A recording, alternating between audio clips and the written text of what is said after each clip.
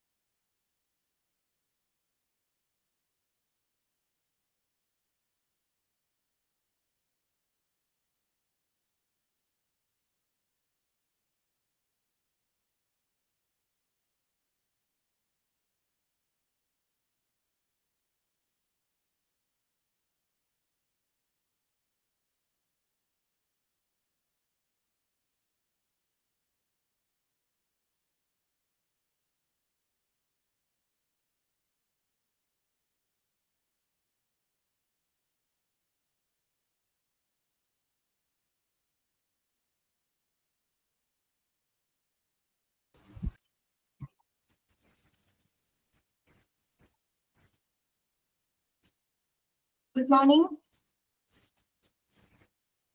Okay.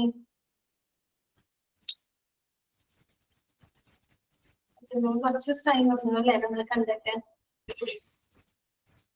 എല്ലാവർക്കും good morning.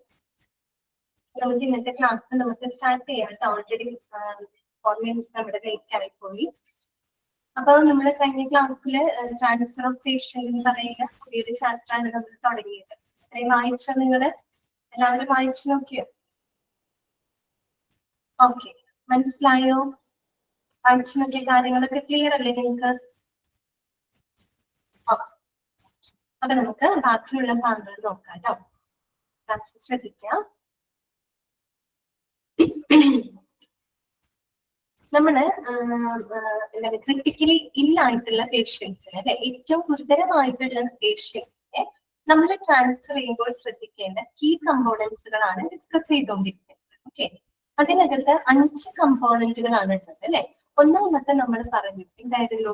Decision to transfer and communication അല്ലെ. അതായത് നമ്മൾ പേഷ്യന്റിനെ ഷിഫ്റ്റ് ചെയ്യാനുള്ള തീരുമാനം, അതുമായിട്ട് ബന്ധപ്പെട്ട കമ്മ്യൂണിക്കേഷൻ, അതാണ് നമ്മൾ പറഞ്ഞ ഒന്നാമത്തെ കമ്പോണന്റ് ആണല്ലോ.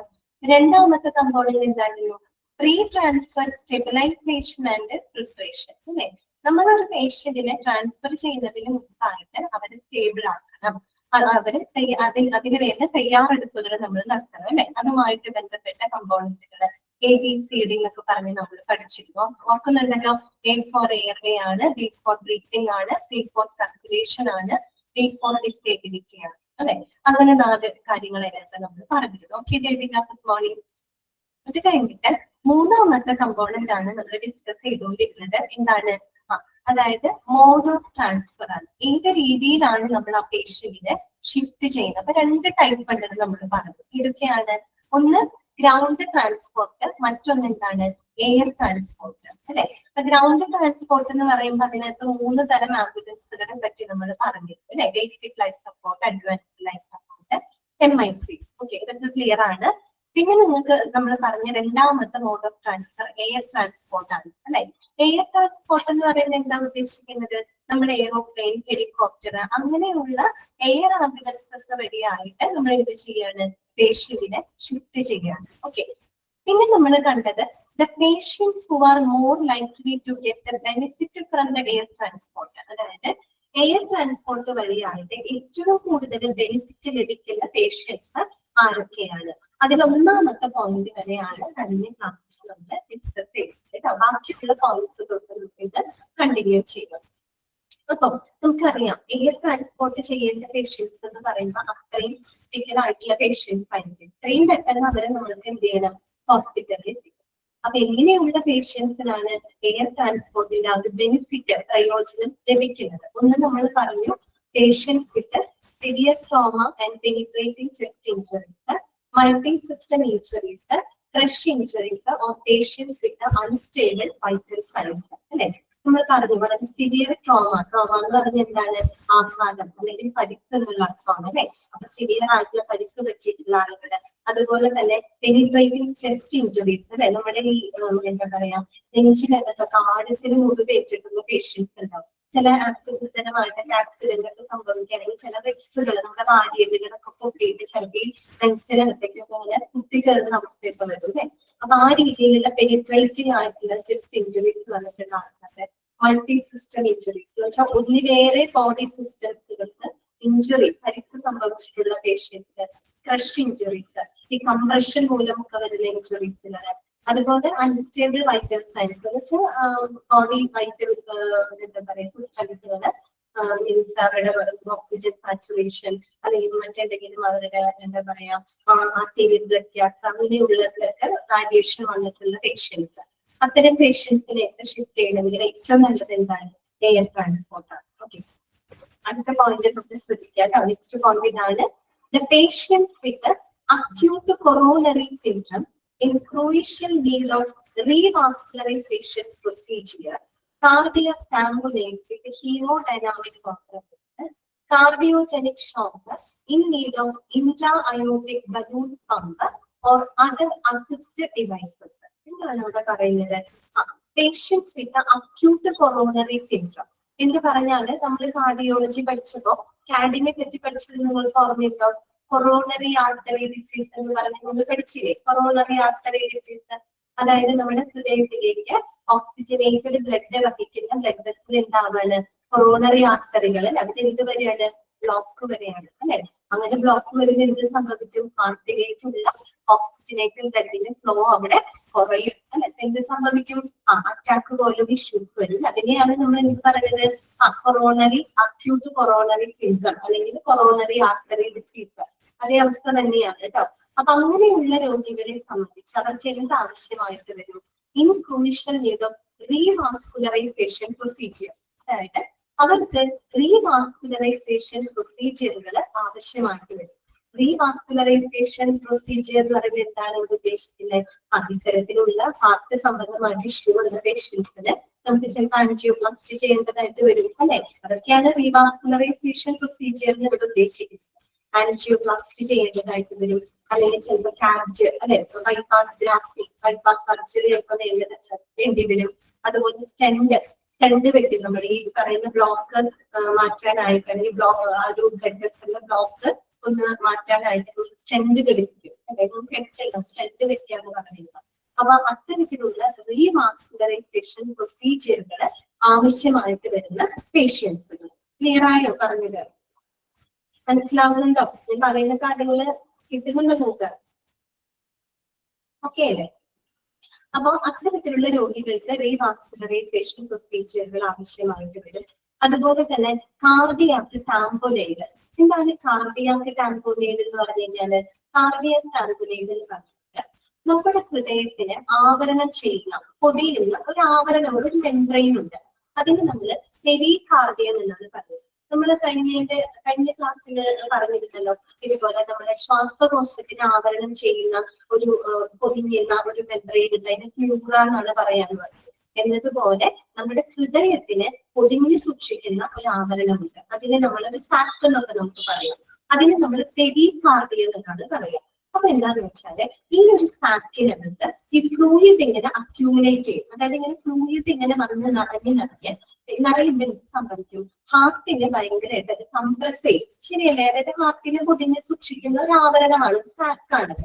അപ്പൊ ഈ ആവരണത്തിനകത്ത് ഇങ്ങനെ ഫ്ലൂയിഡ് ഇങ്ങനെ കെട്ടിക്കിടക്കുമ്പോൾ ഫ്ലൂയിഡ് ഇങ്ങനെ അക്യൂമുലേറ്റ് ചെയ്തിരിക്കുമ്പോൾ സ്വാഭാവികമായിട്ടും ആ അക്യൂമുലേഷൻ കാരണം ഹാർട്ടിലേക്ക് ഒരു പ്രഷർ അനുഭവപ്പെടും അല്ലെ. ഹാർട്ടിന് ചെറിയൊരു കംപ്രഷൻ പോലെ അനുഭവപ്പെടും. അപ്പൊ എന്ത് സംഭവിക്കും? ഹാർട്ടിന് പമ്പ് ചെയ്യാനുള്ള എബിലിറ്റി അവിടെ നഷ്ടപ്പെടും അല്ലെ. അറിയാം നമ്മുടെ പമ്പിങ് ഓർഗൻ ഹാർട്ടാണ്. അപ്പൊ ഈ ഹാർട്ടിന് ബ്ലഡ് എന്താണ് പമ്പ് ചെയ്യാനുള്ള അതിന്റെ എബിലിറ്റിക്ക് എന്ത് സംഭവിക്കും? അത് കുറയും അല്ലെ. ആ ഒരു അവസ്ഥേനെയാണ് നമ്മൾ കാർഡിയാക് ടാംപോനേറ്റ് എന്ന് പറയുന്നത്. ക്ലിയർ ആയോ പറഞ്ഞേ? അപ്പൊ കാർഡിയാക് ടാംപോനേറ്റ് എന്ന് പറഞ്ഞാൽ ഇത്രയും നിങ്ങൾ മനസ്സിലാക്കിയാൽ മതി. നമ്മുടെ ഹാർട്ടിനെ ഒതുക്കി സൂക്ഷിക്കുന്ന ഒരു ആവരണമുണ്ട്, ഒരു സാക്ക് ഉണ്ട്. അതിന് നമ്മൾ പെരികാർഡിയം എന്നാണ് പറയുന്നത്. ഈ സാക്കിനകത്ത് ഈ ഫ്ലൂയിഡ് എങ്ങനെ അക്യൂമുലേറ്റ് ചെയ്യുന്ന സമയത്ത് എന്തായിരിക്കും? ഹാർട്ടിലേക്ക് ഒരു കംപ്രഷൻ അനുഭവപ്പെടും. അപ്പൊ ഹാർട്ടിന് എന്തുണ്ടാവും? പമ്പ് ചെയ്യാനുള്ള അതിന്റെ ഹാർട്ടിന്റെ എബിലിറ്റി അവിടെ കുറയാനായിട്ട് തുടങ്ങും. ഓക്കെ, ആ ഒരു അവസ്ഥേനെയാണ് നമ്മൾ കാർഡിയാക് ടാംപോനേറ്റ് എന്ന് പറയുന്നത്. അപ്പൊ വിത്ത് ഹീമോഡൈനാമിക് കോംപ്രമൈസ്. ഹീമോഡൈനാമിക് കോംപ്രമൈസ് എന്ന് പറഞ്ഞു കഴിഞ്ഞാൽ ഇവിടെ ഉദ്ദേശിക്കുന്നത് ഇത്രയേ ഉള്ളൂ. അതായത് ഇങ്ങനെ ഹാർട്ടിന്റെ ഫംഗ്ഷൻ ഇമ്പയർഡ് ആകുമ്പോൾ സ്വാഭാവികമായിട്ടും ബ്ലഡ് സർക്കുലേഷൻ കുറയും അല്ലെ. ബ്ലഡ് സർക്കുലേഷൻ കുറയും.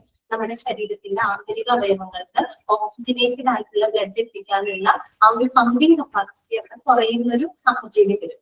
ആ ഒരു അവസ്ഥേനെയാണ് നമ്മൾ ഹീമോഡൈനാമിക് കോംപ്രമൈസ് എന്ന് പറയുന്നത്. എല്ലാം ഹൃദയവുമായിട്ട് ബന്ധപ്പെട്ട കാര്യങ്ങളാണ് കേട്ടോ. കാർഡിയാക് ടാംപോനേറ്റ് അപ്പൊ ഹൃദയത്തിന്റെ പമ്പിങ് എബിലിറ്റി കുറയും. പമ്പിങ് എബിലിറ്റി കുറയുമ്പോൾ സ്വാഭാവികമായിട്ട് എന്ത് സംഭവിക്കും? ബ്ലഡ് സർക്കുലേഷൻ കുറയും അല്ലെ. നമ്മുടെ ശരീരത്തിന്റെ വിവിധ ഭാഗങ്ങളിലേക്ക് ഓക്സിജനേറ്റഡ് ബ്ലഡ് എത്താത്ത ഒരു സാഹചര്യം.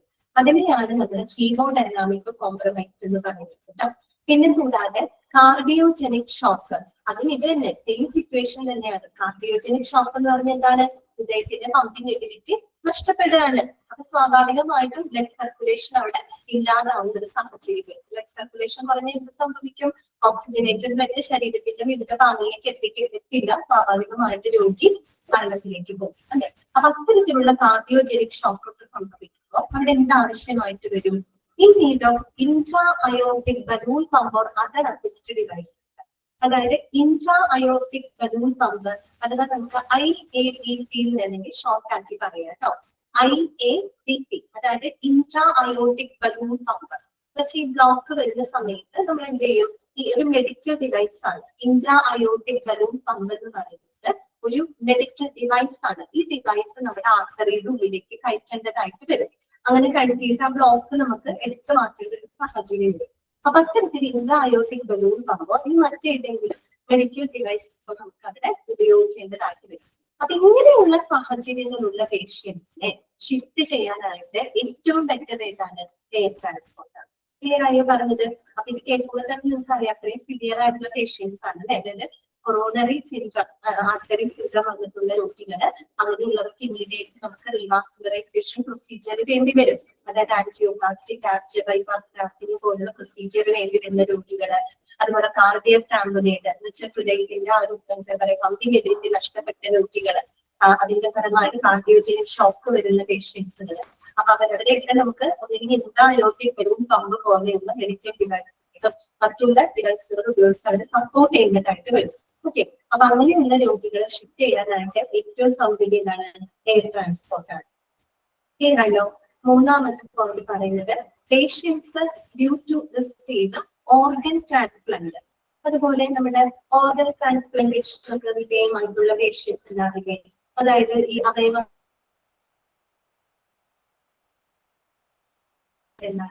എയർ ട്രാൻസ്പോർട്ട് ചെയ്യുകയാണ് ഏറ്റവും നല്ലത്. പിന്നെ പറയുന്നത് critically ill high risk medical or surgical patients, അതായത് ഗുരുതരമായിട്ടുള്ള രോഗികള്, ഏറ്റവും ഹൈ റിസ്ക് ആയിട്ടുള്ള മെഡിക്കൽ സർജിക്കൽ എന്താ പറയാ സാഹചര്യങ്ങളൊക്കെ ഉള്ള പേഷ്യൻസ് ഉണ്ടാവില്ലേ, അങ്ങനെയുള്ളവർക്കൊക്കെ ഷിഫ്റ്റ് ചെയ്യുന്ന ഏറ്റവും നല്ലത് എയർ ട്രാൻസ്പോർട്ട് ആണ്. ക്ലിയർ ആയോ പറഞ്ഞത്? ഓക്കെ, നമ്മൾ പഠിച്ചിട്ടേ ഉള്ളൂ എയർ ട്രാൻസ്പോർട്ടിന്റെ പ്രയോജനം ലഭിക്കുന്ന പേഷ്യൻസ് ആരൊക്കെയാണ്. ഓക്കെ, ക്ലിയർ ആയല്ലോ? മനസ്സിലായില്ലേ എല്ലാവർക്കും? ഓക്കെ, അപ്പൊ നമുക്ക് മൂന്നാമത്തെ കമ്പോണന്റ് നമ്മൾ പഠിച്ചു കഴിഞ്ഞു കേട്ടോ. അതായത് മോഡ് ഓഫ് ട്രാൻസ്ഫർ നമ്മൾ പഠിച്ചു കഴിഞ്ഞു. ഇനി നമുക്ക് നാലാമത്തെ കീ കമ്പോണന്റ് എന്താണ്? എക്കമ്പനിയിങ് ദ പേഷ്യന്റ്. എന്താണ് എക്കമ്പനിയിങ് ദ പേഷ്യന്റ് എന്ന് പറഞ്ഞാൽ എന്തായിരിക്കും? നമ്മൾ ഇങ്ങനെ പേഷ്യൻസിനെ ഷിഫ്റ്റ് ചെയ്യുന്ന സമയത്ത് നമുക്ക് അവരെ ഒറ്റയ്ക്ക് വിടാൻ പറ്റുമോ? ഇല്ല, അവർ ക്രിട്ടിക്കൽ ആയിട്ടുള്ള പേഷ്യൻസ് ആണല്ലേ. അപ്പൊ അവരുടെ കൂടെ നമ്മൾ എന്തെങ്കിലും ഒരു മെഡിക്കൽ പ്രൊഫഷണൽസുകളെ ആരെങ്കിലും നമ്മൾ അവരുടെ കൂടെ കമ്പനി ചെയ്ത് അവരോടൊപ്പം നമ്മൾ വിടണം അല്ലെ. കാര്യം ക്രിട്ടിക്കൽ പേഷ്യൻസ് ആണ്. ആ ട്രാൻസ്ഫർ സമയത്ത് അവർക്ക് എന്തെങ്കിലും ആവശ്യങ്ങൾ വന്നു കഴിഞ്ഞാല് അവരോടൊപ്പം ഏതെങ്കിലും മെഡിക്കൽ സ്റ്റാഫുകൾ ഉണ്ടായിരിക്കും അല്ലെ. അതുമായിട്ട് ബന്ധപ്പെട്ട കാര്യങ്ങളാണ് അവർ പറയുന്നത്. എന്തൊക്കെയാണ് നമുക്ക് നോക്കാം കേട്ടോ. Accompanying the patient. It is normally suggested to have at least 2 proficient personnel accompanying the patient to be shifted. അപ്പൊ 2 proficient personnel എന്നുള്ളത് ജസ്റ്റ് ഒന്ന് അണ്ടർലൈൻ ചെയ്തു. 2 പേരാണ് പറയുന്നത്. അതായത് നമ്മൾ പൊതുവെ പേഷ്യന്റിനെ ഷിഫ്റ്റ് ചെയ്യുന്ന സമയത്ത് അറ്റ്ലീസ്റ്റ് ഒരു 2 പേഴ്സണൽ സ്റ്റാഫുകൾ, 2 മെഡിക്കൽ സ്റ്റാഫുകളെങ്കിലും നമ്മൾ അവരോടൊപ്പം എന്ത് ചെയ്യണം? പറഞ്ഞേക്കും. എത്ര? അപ്പൊ ചിലപ്പോൾ ചോദിക്കും എത്ര സ്റ്റാഫുകളെയാണ്. അപ്പൊ അവര് പറയുന്ന അറ്റ്ലീസ്റ്റ് ഒരു 2 സ്റ്റാഫുകളെങ്കിലും എന്ത് ചെയ്തിരിക്കണം? 2 ഒരു എന്താ പറയാ മെഡിക്കൽ പേഴ്സണൽസ്, മെഡിക്കൽ സ്റ്റാഫുകളെ നമ്മൾ രോഗിയോടൊപ്പം പറഞ്ഞയച്ചിരിക്കണം. ഓക്കെ, ഇനി നോക്കാം. The care needed by each patient in the course of transfer that relies on the level of patient's critical care dependency and correspondingly are divided into എന്ന് പറഞ്ഞു കൊടുത്തേക്കാണ്. അതായത് നമ്മൾ ഈ രോഗിക്ക് ട്രാൻസ്ഫർ ചെയ്യുന്ന സമയത്ത് ഈ രോഗിക്ക് കൊടുക്കേണ്ട പരിചരണം അത് എന്തിനെ ആശ്രയിച്ചിട്ടാണ് ഇരിക്കുന്നത്? ആ രോഗിയുടെ ക്രിട്ടിക്കൽ ലെവലിനനുസരിച്ചിട്ടാണ് ഇരിക്കുന്നത്. ശരിയല്ലേ? ഓരോ പേഷ്യൻസിന്റെയും എന്താണ് ആ ഒരു ലെവൽ ഓഫ് ക്രിട്ടിക്കൽ ലെവൽ എത്രയാണോ അതിനനുസരിച്ച് കൊണ്ടാണ് അവർക്ക് പരിചരണങ്ങൾ കൊടുക്കേണ്ടത് അല്ലെ. അപ്പൊ അതിനെ ബേസ് ചെയ്തിട്ട് നമ്മൾ പേഷ്യൻസിനെ 4 ആയിട്ട് കാറ്റഗറൈസ് ചെയ്തിട്ടുണ്ട്. അതായത് ആ ലെവൽ ഓഫ് ക്രിട്ടിക്കൽ കെയർ കേട്ടോ. അതായത് ഓരോ രോഗിയുടെയും ആ ക്രിട്ടിക്കൽ കെയറിന്റെ ആ ലെവൽ അനുസരിച്ചുകൊണ്ട് നമ്മൾ 4 ആയിട്ടാണ് കാറ്റഗറൈസ് ചെയ്തിരിക്കുന്നത് കേട്ടോ.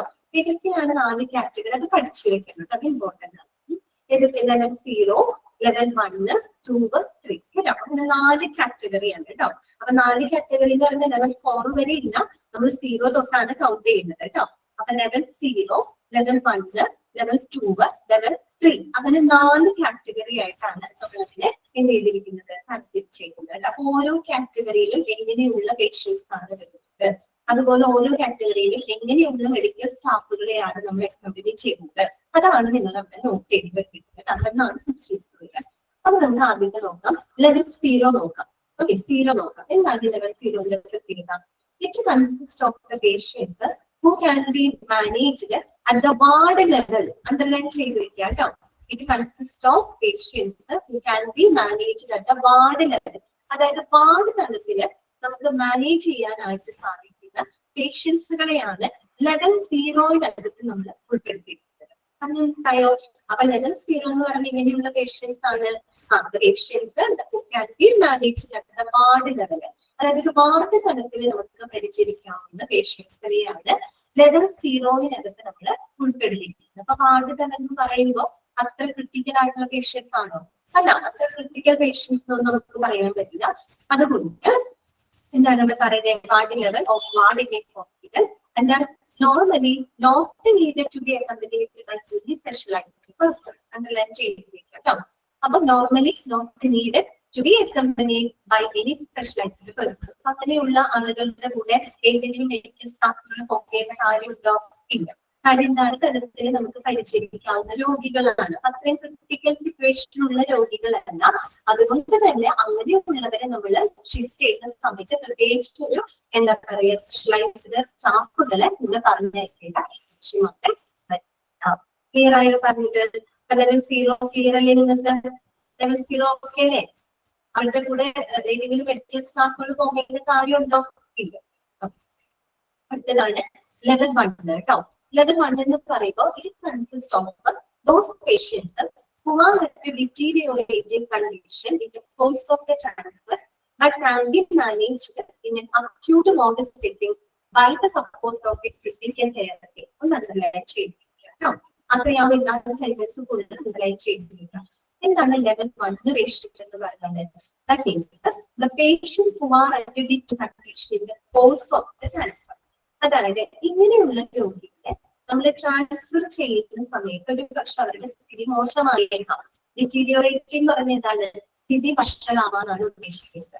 അതായത് ഇങ്ങനെയുള്ള രോഗികൾ എന്ന് പറയുന്നത് ട്രാൻസ്ഫർ ചെയ്യുന്ന സമയങ്ങളുടെ സ്ഥിതി ഒരുപക്ഷെ മോശമാവാനുള്ള സാധ്യതയുണ്ട്. എന്നിരുന്നാലും acute ward setting critical care. പക്ഷെ നമുക്ക് വീഡിയോയ്ക്ക് എന്തെങ്കിലും പ്രോബ്ലം വരുന്നില്ല. വീഡിയോയിൽ എന്തെങ്കിലും പ്രോബ്ലം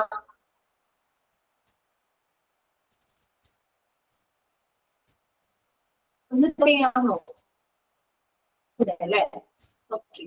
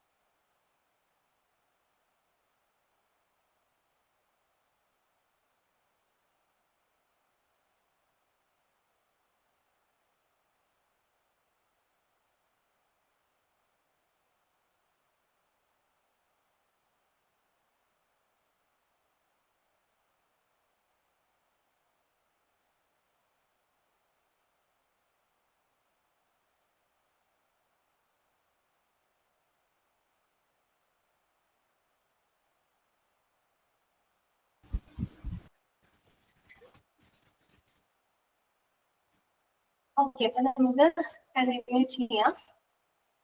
ലെവൽ 1 പേഷ്യൻസ് എന്ന് പറയുമ്പോൾ എങ്ങനെയുള്ള പേഷ്യൻസ് ആണെന്ന് പറഞ്ഞത്? അതായത് നമ്മൾ ട്രാൻസ്ഫർ ചെയ്യുന്ന സമയത്ത് അവരുടെ സ്ഥിതി വഷളാവാൻ സാധ്യതയുണ്ട്. പക്ഷെ ഒരു ക്രിട്ടിക്കൽ കെയർ ടീമിന്റെ സപ്പോർട്ടോട് കൂടിയിട്ട് നമുക്ക് ഒരുപാട് സെറ്റിംഗ്സിൽ അവർക്ക് പരിചരണങ്ങൾ കൊടുക്കാനായിട്ട് സാധിക്കും.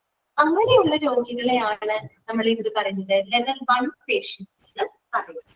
ഓക്കെ, ക്ലിയർ ആയോ പറഞ്ഞത്? ലെവൽ 1 എന്ന് പറഞ്ഞാൽ എങ്ങനെയാണ്? ഇത്തരം പേഷ്യൻസിനെ ട്രാൻസ്ഫർ ചെയ്യുന്ന സമയത്ത് ഒരു പക്ഷെ അവരുടെ സ്ഥിതി മോശമായേക്കാം.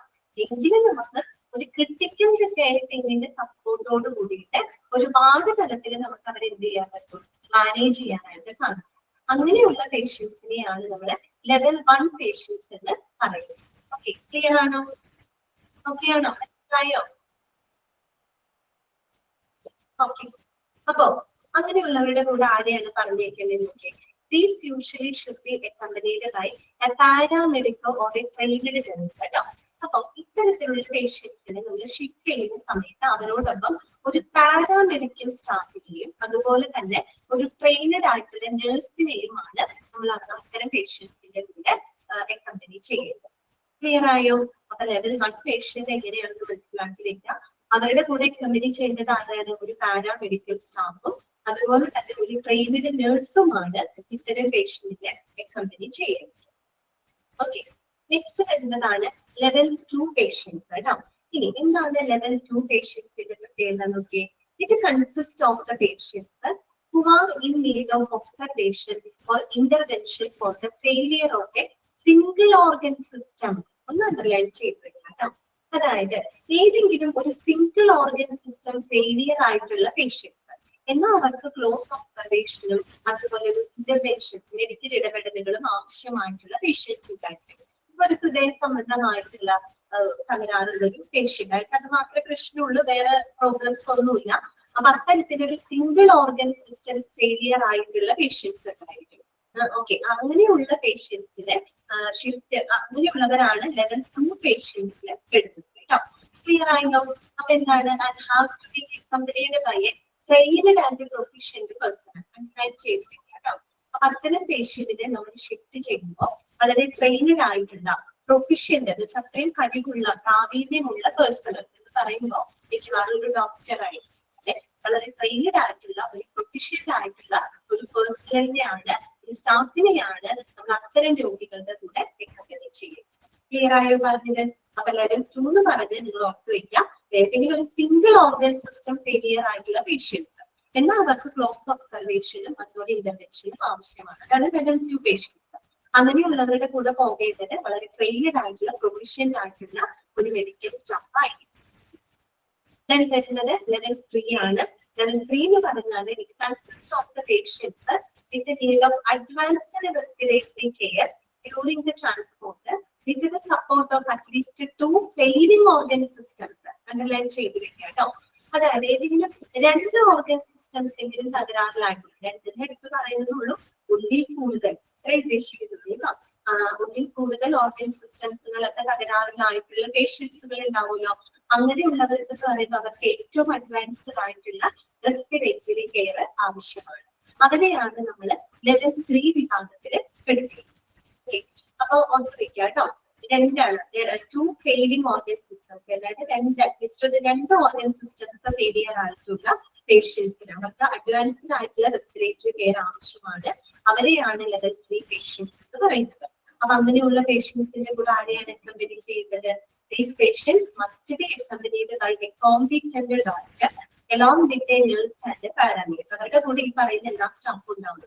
ഡോക്ടർ ഉണ്ടായിരിക്കണം, നഴ്സ് ഉണ്ടായിരിക്കണം, അതുപോലെ പാരാമെഡിക്കൽ സ്റ്റാഫും ഉണ്ടാവും. ക്ലിയർ ആയോ പറഞ്ഞത്? അപ്പൊ നമ്മൾ പറഞ്ഞത് ഇത്രയേ ഉള്ളൂ. അവരുടെ ആ ഒരു മെഡിക്കൽ കെയർ ലെവലിനനുസരിച്ച് 4 ആയിട്ട് നമ്മൾ കാറ്റഗറൈസ് ചെയ്തു. 0 തൊട്ടാണ് കൗണ്ട് ചെയ്ത് ലെവൽ 0, 1, 2, 3. ഓക്കെ, ഇങ്ങനെയാണ് 4 കാറ്റഗറി. ലെവൽ 0 എന്ന് പറഞ്ഞാൽ വാർഡ് തലത്തിൽ പരിശീലിക്കാവുന്ന പേഷ്യൻസ് ആണ്.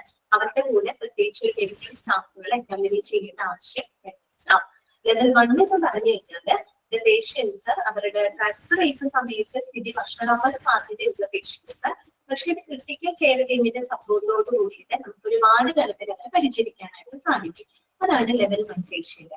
അവരെ അക്കമ്പനി ചെയ്യുന്നത് ഒരു പാരാമെഡിക്കൽ സ്റ്റാഫോ ഒരു ട്രെയിനഡ് നഴ്സുമാണ്. ഓക്കെ, ലെവൽ 2 പേഷ്യന്റ് എന്ന് പറഞ്ഞു കഴിഞ്ഞാൽ ഏതെങ്കിലും ഒരു സിംഗിൾ ഓർഗൻ സിസ്റ്റം ഫെയിലിയർ ആയിട്ടുള്ള പേഷ്യൻസ്, അവരോടൊപ്പം ആരാണ് അക്കമ്പനി ചെയ്യുന്നത്? വളരെ ട്രെയിനഡ് ആയിട്ടുള്ള ഒരു പ്രൊഫഷണൽ ആയിട്ടുള്ള ഒരു മെഡിക്കൽ പേഴ്സണൽ, ദാറ്റ് മീൻസ് ഒരു സ്റ്റാഫാണ് അവരെ അക്കമ്പനി ചെയ്യുന്നത്. ലെവൽ 3 എന്ന് പറഞ്ഞു കഴിഞ്ഞാൽ 2 ഓർഗൻ സിസ്റ്റംസ്, ദാറ്റ് മീൻസ് ഒന്നിൽ കൂടുതൽ ഓർഗൻ സിസ്റ്റംസ് ഫെയിലിയർ ആയിട്ടുള്ള പേഷ്യൻസ്, അവർക്ക് അഡ്വാൻസ്ഡ് റെസ്പിറേറ്ററി കെയർ ആവശ്യമാണ്. അത്തരം പേഷ്യൻസിനെ അക്കമ്പനി ചെയ്യുന്നത് ഡോക്ടർ ഉണ്ടായിരിക്കണം, നഴ്സ് ഉണ്ടായിരിക്കണം, ഒപ്പം ഒരു പാരാമെഡിക്കൽ സ്റ്റാഫും ഉണ്ടായിരിക്കണം. ക്ലിയർ ആയോ പറഞ്ഞത്? ഓക്കെ ആണോ? മനസ്സിലായോ? അപ്പൊ ഇത് ചോദിച്ചിട്ടുള്ള ഏത് ലെവലാണെന്ന് നിങ്ങളോട് ചോദിച്ചു കേട്ടോ. അതുപോലെ ലെവൽ 2 പേഷ്യന്റിനെ അക്കമ്പനി ചെയ്യേണ്ടത് ആരാണ്, അല്ലെങ്കിൽ ലെവൽ 1 പേഷ്യന്റിന്റെ കൂടെ അക്കമ്പനി ചെയ്യേണ്ടത് ആരാണ്, ആ രീതിയിലാണ് നമുക്ക് ക്വസ്റ്റ്യൻസ് വരുന്നത് കേട്ടോ. ഓക്കെ, ഇനി നമുക്ക് നോക്കാം. അപ്പൊ ഇതിനകത്ത് മനസ്സിലാക്കാനുള്ളൂ. The accompanying person should be actually trained, competent and experienced, and preferably should have done training in patient transfer and should have enough training in advanced cardiac transplantation, airway management, and critical care. അത് വേറെ ഒന്നുമല്ല പറയുന്നത്, നമ്മളിങ്ങനെ രോഗിയുടെ കൂടെ accompany ചെയ്തു പോകുന്ന വ്യക്തികളുണ്ടല്ലോ, ആ സ്റ്റാഫുകൾ അവരെപ്പോഴും എന്തായിരിക്കണം? ആക്ച്വലി ട്രെയിനഡ് ആയിരിക്കണം, അനുയോജ്യമായിട്ടുള്ള പരിശീലനങ്ങൾ ലഭിച്ചിട്ടുള്ള സ്റ്റാഫുകളായിരിക്കണം. അതുപോലെ എന്താണ്? കോമ്പീറ്റന്റ് ആൻഡ് എക്സ്പീരിയൻസ്, വളരെ കോമ്പീറ്റന്റ് മീൻസ് വളരെ പ്രൊഫഷണൽ ആയിരിക്കണം, വളരെ കഴിവുള്ളവരായിരിക്കണം, എക്സ്പീരിയൻസ്ഡ് ആയിരിക്കണം, അല്ലെ, അനുഭവ സമ്പത്തുള്ള ആളുകളായിരിക്കണം. Preferably should have done training in patient. അതോടൊപ്പം നമ്മൾ ഇങ്ങനെ പേഷ്യന്റ് ട്രാൻസ്ഫർ ചെയ്യുന്ന കാര്യത്തില് കൃത്യമായിട്ടുള്ള പരിശീലനങ്ങൾ ലഭിച്ചിട്ടുള്ള ആളുകളാണ്. Okay, and should have enough training in advanced cardiac life support, airway management and critical care. അതായത് അഡ്വാൻസ്ഡ് കാർഡിയാക് ലൈഫ് സപ്പോർട്ടും അതുപോലെ എയർവേ മാനേജ്മെന്റും ക്രിട്ടിക്കൽ കെയർ കൊടുക്കാനായിട്ട് ആവശ്യത്തിന് പരിശീലനവും അതുപോലെ തന്നെ അനുഭവ സമ്പത്തും കഴിവുമുള്ള ആളുകളായിരിക്കണം അക്കമ്പനി ചെയ്യുന്നത് കേട്ടോ. രോഗികളുടെ കൂടെ അക്കമ്പനി ചെയ്ത് പോകേണ്ടത്. പിന്നെ പറയുന്നത് എന്താണെന്ന് വെച്ചാൽ physician is not available to shift unstable patients, then the provision of contacting the physician concerned by the transported team should certainly be ready for service. Transport team എന്നാണ് കേട്ടോ, ടീം എന്നാണ്, ട്രാന്നാണ് എത്തിച്ചേക്കുന്നത്, ടീം എന്നാണ് കേട്ടോ. അതായത് നമ്മൾ ഇങ്ങനെ അൺസ്റ്റേബിൾ പേഷ്യൻസിനെ ഷിഫ്റ്റ് ചെയ്യുന്ന സമയത്ത് ഡോക്ടേഴ്സ് അവൈലബിൾ അല്ലാതിരിക്കും, ഡോക്ടേഴ്സ് ഇല്ലാന്ന് വിചാരിക്കും, ഫിസിഷ്യൻ ഇല്ലാന്ന് വിചാരിക്കും. അങ്ങനെയുള്ള സന്ദർഭത്തില് ഫിസിഷ്യൻ കൺസേൺഡ് ആയിട്ടുള്ള വെച്ചാൽ ഫിസിഷ്യൻ ഇല്ലെങ്കിലും ഫിസിഷ്യന്റെ അതേ സ്ഥാനത്ത് തന്നെ പ്രവർത്തിക്കാവുന്ന ഒരു ട്രാൻസ്പോർട്ടിംഗ് ടീം എപ്പോഴും അവരോടൊപ്പം റെഡി ആയിരിക്കണം, പോകാനായിട്ട് റെഡി ആയിരിക്കണം എന്നാണ് പറയുന്നത്. ചിലപ്പോൾ ഡോക്ടർ ഉണ്ടാകുന്നില്ല, ഡോക്ടർ അവൈലബിൾ അല്ലാത്ത സാഹചര്യത്തിൽ എന്ത് ചെയ്യണം, ഡോക്ടർ ഫിസിഷ്യൻ കൺസേൺഡ് ആയിട്ടുള്ള ട്രാൻസ്പോർട്ട് ടീം ഫിസിഷ്യനോടൊപ്പം ഫിസിഷ്യനെ പോലെ തന്നെ പ്രവർത്തിക്കാനും അതിനനുസരിച്ചുള്ള എന്താ പറയാ കാര്യങ്ങൾ ചെയ്യാനും പ്രാപ്തരായിട്ടുള്ള ഒരു ട്രാൻസ്പോർട്ട് ടീം അവരോടൊപ്പം റെഡി ആയിരിക്കണം എന്നാണ് പറയുന്നത് കേട്ടോ. ഓക്കെ, ക്ലിയർ ആണല്ലോ, മനസ്സിലായില്ലേ കാര്യങ്ങളൊക്കെ? ഓക്കെ, നെക്സ്റ്റ് വരുന്നത് കേട്ടോ, അപ്പൊ നമ്മുടെ 4ാമത്തെ കമ്പോണന്റും അവിടെ കഴിയാണ്. നമ്മുടെ 5ാമത്തെ കമ്പോണന്റിലോട്ട് കടക്കുകയാണ്. എന്താണ്? എക്യുപ്മെന്റ്, ഡ്രഗ്സ് ആൻഡ് മോണിറ്ററിംഗ് കേട്ടോ.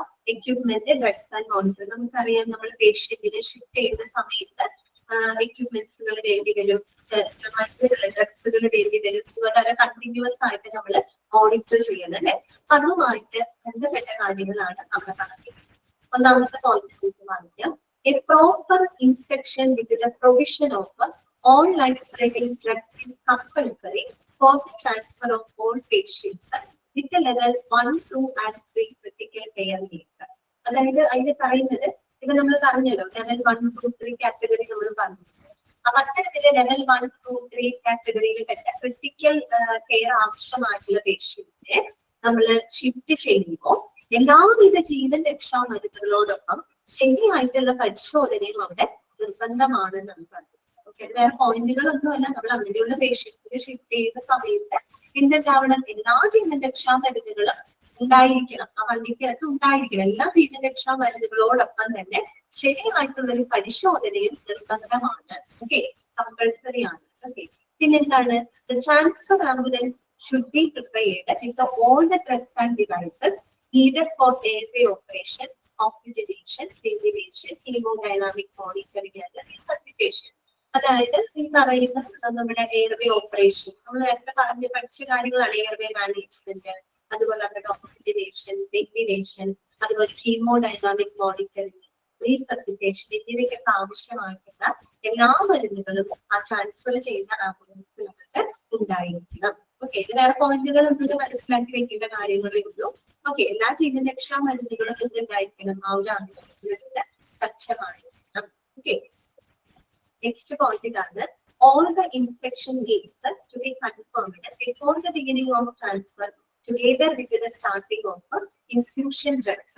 അതായത് നമ്മൾ ഇൻഫ്യൂഷൻ മരുന്നുകൾ ആരംഭിക്കുന്നതോടൊപ്പം തന്നെ ട്രാൻസ്ഫർ ചെയ്യുന്നതിന് മുൻപായിട്ട് എല്ലാ പരിശോധനകളും കൺഫേം ചെയ്യണം. അത് നമ്മൾ നേരത്തെ പറഞ്ഞതാണ്.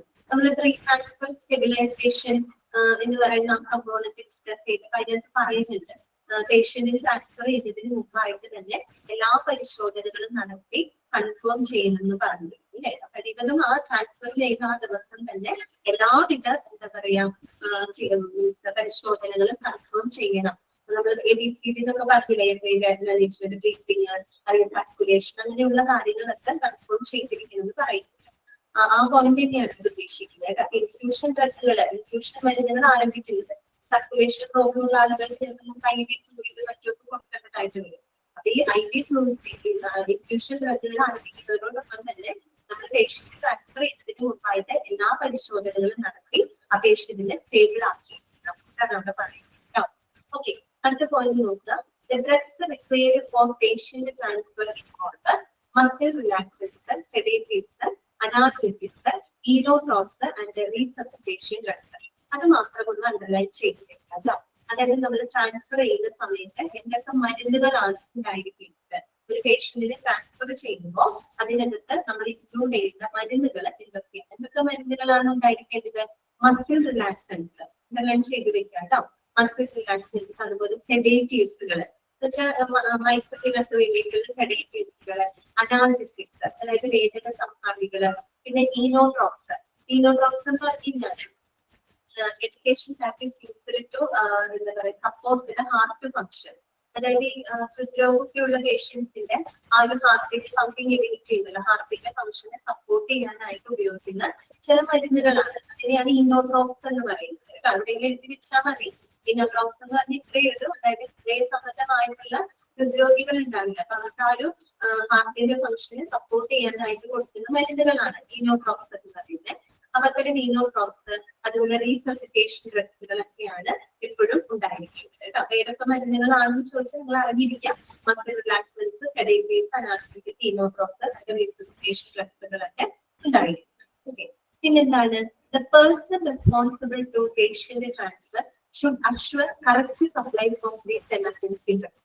അത് മാത്രമല്ല, ഈ പേഷ്യന്റിന്റെ ട്രാൻസ്ഫറിന് റെസ്പോൺസിബിൾ ആയിട്ടുള്ള ആ ഒരു സ്റ്റാഫ്, അതായത് നമ്മൾ പേഷ്യന്റിനെ അക്കോമഡേറ്റ് ചെയ്തു പോകുന്ന സ്റ്റാഫുകൾ ഉണ്ടല്ലോ, അവര് ഈ പറയുന്ന എമർജൻസി മരുന്നുകളുടെ കൃത്യമായിട്ടുള്ള വിതരണം ഉറപ്പാക്കണം. എന്നുവെച്ചാൽ കൃത്യമായിട്ട് ഇത്തരം എമർജൻസി ഡ്രഗുകളൊക്കെ കൊടുക്കാനായിട്ട് അല്ലെങ്കിൽ അവർ കൊടുത്തിരിക്കണം. അതിനുള്ള പരിശീലനങ്ങൾ അവർക്ക് ഉണ്ടായിരിക്കും. Okay, some of these drugs they needed to be prepared in a pre-filled syringes before the transfer. അപ്പോ ചില മരുന്നുകൾ നമുക്ക് പ്രീഫിൽ ചെയ്ത് വെക്കേണ്ടി വരും. സിറിഞ്ചിനകത്ത് നേരത്തെ തന്നെ നമ്മൾ എന്ത് ചെയ്ത് വെക്കേണ്ടി വരും? ഫില്ല് ചെയ്ത് വെക്കേണ്ടതായിട്ട് വരും. ട്രാൻസ്ഫർ ചെയ്യുന്നതിന് മുമ്പായിട്ട് തന്നെ പ്രീഫിൽ ചെയ്ത് വെക്കാന്ന് വെച്ചാൽ നേരത്തെ തന്നെ നമ്മൾ സിറിഞ്ചിലെ മരുന്നുകൾ ഫില്ല് ചെയ്ത് വെക്കണം. വെച്ചാൽ ആ ടൈം അത്ര ഇമ്പോർട്ടന്റ് ആണ്. ഒരു സെക്കൻഡ് വളരെ വിലപ്പെട്ടതാണ്. ഷിഫ്റ്റ് ചെയ്യുന്ന സമയത്ത് പെട്ടെന്ന് എന്തെങ്കിലും ഒരു എമർജൻസി വന്നു കഴിഞ്ഞാൽ ആ മരുന്നെടുത്ത് സർജറി നടക്കാനുള്ള ഒരു സമയം അതൊന്നും നമുക്ക് അവിടെ കളയാൻ പറ്റില്ല. ഓക്കെ, അതുകൊണ്ട് ചില മരുന്നുകൾ നമ്മൾ എന്തെങ്കിലും റീഫിൽ തന്നെ ചെയ്ത് വെക്കും. ഫ്രിഡ്ജിനകത്ത് തന്നെ ഇപ്പോഴും എന്ത് ചെയ്ത് വെക്കണം? ഫില്ല് ചെയ്ത് വെച്ചിരിക്കും. എന്തെങ്കിലും പെട്ടെന്ന് എമർജൻസി ഉടനെ നമുക്കത് അഡ്മിനിസ്റ്റർ ചെയ്യാൻ വേണ്ടിയിട്ടാണ് കേട്ടോ. അപ്പൊ അത്തരം കാര്യങ്ങളൊക്കെയാണ് നമ്മൾ ശ്രദ്ധിക്കുന്നത്. ക്ലിയർ ആയോ പറഞ്ഞത്? മനസ്സിലായോ? ഓക്കെ ആണോ?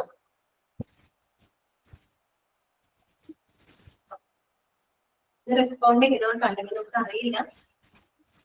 നെക്സ്റ്റ് വരുന്നതാണ് the minimum standard of inspection suggested for the patient transfer include uninterrupted electrocardiogram inspection, non-invasive blood pressure, oxygen saturation and the temperature. അതായത് നമ്മൾ ഒരു പേഷ്യന്റിനെ ട്രാൻസ്ഫർ ചെയ്യുന്ന സമയത്ത് മിനിമം നിർദ്ദേശിക്കപ്പെടുന്ന പരിശോധനകളാണ് പറയുന്നത്. നമുക്കറിയാലോ, ഒരു പേഷ്യന്റിനെ നമ്മൾ ട്രാൻസ്ഫർ ചെയ്യുന്നതിന് മുമ്പായിട്ട് പ്രീ ട്രാൻസ്ഫർ സ്റ്റെബിലൈസേഷൻ ഒക്കെ നടത്തണം എന്നുള്ളത് നമ്മൾ ഓൾറെഡി പഠിച്ചതാണ്. അപ്പൊ ഒരു പേഷ്യന്റിനെ ട്രാൻസ്ഫർ ചെയ്യുന്നതിന് മുൻപായിട്ട് മിനിമം നടത്തേണ്ട പരിശോധനകൾ എന്തൊക്കെയാണ്? എന്തൊക്കെ പരിശോധനകളാണ് അവർ പറയുന്നത്? ഒന്ന്, അൺഇൻട്രപ്റ്റഡ് ഇലക്ട്രോകാർഡിയോഗ്രാം ഇൻസ്പെക്ഷൻ, അതായത് ECGയുടെ പരിശോധന. ECG പരിശോധന നടത്തിയിട്ടുണ്ടാവണം. അൺഇൻട്രപ്റ്റഡ് എന്ന് പറയാൻ കാരണം പ്രത്യേകിച്ച് ECGയുടെ വാരിയേഷൻ ഒന്നും വരാത്ത രീതിയിൽ അൺബ്രോക്കൺ ആയിട്ട് കണ്ടിന്യൂസ് ആയിട്ടുള്ള ഒരു ഇലക്ട്രോകാർഡിയോഗ്രാം ECG പരിശോധന നടന്നിട്ടുണ്ടായിരിക്കണം.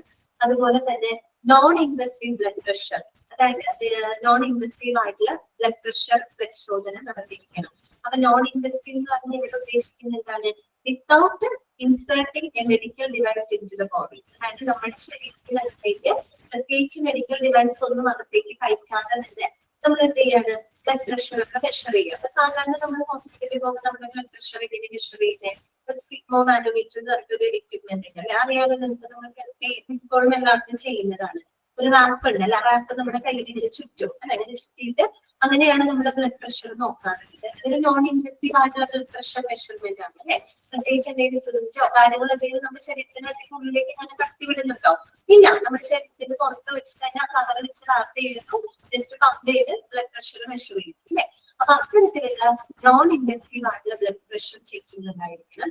അതുപോലെ ഓക്സിജൻ സാച്ചുറേഷൻ, കൃത്യമായിട്ട് ഓക്സിജൻ സാച്ചുറേഷൻ പരിശോധനകൾ, നമ്മുടെ ബ്ലഡിനകത്തുള്ള ഓക്സിജന്റെ ലെവലൊക്കെ അതിന്റെ പരിശോധന. പിന്നെ ടെമ്പറേച്ചർ, അതായത് ആ ഒരു രോഗിയുടെ താപനില. ഇത്രയുമാണ് ഒരു രോഗിയെ ട്രാൻസ്ഫർ ചെയ്യുന്നതിന് മുൻപായിട്ട് മിനിമം പരിശോധിക്കേണ്ട കാര്യങ്ങൾ എന്ന് പറയുന്നത് ഇതൊക്കെയാണ്. Uninterrupted electrocardiogram inspection, non interruptive ആയിട്ടുള്ള പ്രഷർ, അതുപോലെ ഓക്സിജൻ സാച്ചുറേഷൻ, ടെമ്പറേച്ചർ, ഇത്രയും കാര്യങ്ങൾ പരിശോധിച്ചിരിക്കണം. എങ്കിലും the non-invasive blood pressure may be notably affected by the motion artifacts. So it may be cautious to use the invasive blood pressure inspection in selected subset of patients. അപ്പൊ ഇതിന് പറയുന്നത് എന്താണെന്ന് വെച്ചാൽ, നമ്മൾ non invasive ആയിട്ടുള്ള blood pressure പരിശോധനകൾ നടത്തുമ്പോൾ ചിലപ്പോ ഈ ബോഡി മൂവ്മെന്റ്സ് കാരണമുണ്ട്, അതായത് ഈ രോഗിയുടെ മൂവ്മെന്റ്സ് കാരണമുണ്ട്, അതായത് മോഷൻ ആർട്ടിഫാക്ട്സ് എന്ന് പറയുന്നത്. ദാറ്റ് മീൻസ് മൂവ്മെന്റ്സ് കൊണ്ട് ചിലപ്പോൾ ഈ ബ്ലഡ് നോൺ ഇൻവെസീവ് ആയിട്ടുള്ള ബ്ലഡ് പ്രഷറിന്റെ മെഷർമെന്റിൽ ചെറിയൊരു വാരിയേഷൻ വന്നേക്കാം, ആക്യുറേറ്റ് ആവണമെന്നില്ല.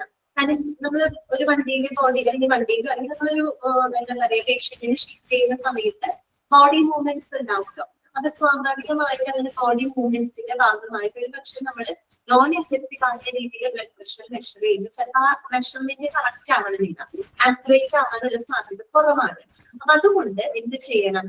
So it may be cautious to use the invasive blood pressure inspection in selected subset of patients. അപ്പൊ അങ്ങനെയുള്ള സാഹചര്യത്തിൽ നമ്മൾ ചിലതില് ഇൻവെസീവ് ആയിട്ടുള്ള ബ്ലഡ് പ്രഷർ മെഷർമെന്റ് ആണ് എടുക്കേണ്ടത്. ഇൻവെസീവ് എന്ന് പറയുന്നത് എന്താണ്? നമ്മുടെ ബോഡിയിലേക്ക് എന്തെങ്കിലും മെഡിക്കൽ ഡിവൈസ് നമ്മൾ ഇൻസേർട്ട് ചെയ്യേണ്ടതാണ്. അതായത് എ ലൈൻ, ആർട്ടീരിയൽ ലൈൻ എന്നൊക്കെ പറയുന്ന കത്തീറ്ററുകളോ അല്ലെങ്കിൽ മറ്റെന്തെങ്കിലും ട്യൂബുകളോ നമ്മുടെ ആർട്ടറിക്കുള്ളിലേക്ക് ഇൻസേർട്ട് ചെയ്യേണ്ടതായിട്ടുള്ളൂ. ആ രീതിയിൽ നമുക്ക് ബ്ലഡ് പ്രഷർ മെഷർ ചെയ്യാനായിട്ട് സാധിക്കും. അപ്പൊ അങ്ങനെയുള്ളത് ചില പ്രത്യേക രോഗികളിൽ ചെയ്യേണ്ടതായിട്ട് വരും. ക്ലിയർ ആയോ? മനസ്സിലായോ? ഇപ്പൊ പറഞ്ഞ കാര്യം പിടിക്കാൻ കിട്ടിയോ നിങ്ങൾക്ക്? ഓക്കെ. അതായത് വേറൊന്നുമല്ല, നമ്മൾ ഒരു പേഷ്യന്റിനെ ഷിഫ്റ്റ് ചെയ്യുമ്പോൾ മിനിമം നിർദ്ദേശിക്കപ്പെടുന്ന പരിശോധനകളിലാണ് uninvasive electrocardiography, inspection, non invasive blood pressure, oxygen saturation, temperature, ഇത്രയും കാര്യങ്ങൾ നമ്മൾ ഇൻസ്പെക്ട് ചെയ്തിരിക്കണം. നോൺ ഇൻവെസീവ് ആയിട്ടുള്ള ബ്ലഡ് പ്രഷർ മെഷർമെന്റ് പലപ്പോഴും എന്താണ്, ഈ ബോഡി മൂവ്മെന്റ്സ് കാരണം കൊണ്ട് ചിലപ്പോൾ കറക്റ്റ് ആക്യുറേറ്റ് മെഷർമെന്റ് ആവണമെന്നില്ല, കറക്റ്റ് വാല്യൂ കിട്ടില്ല.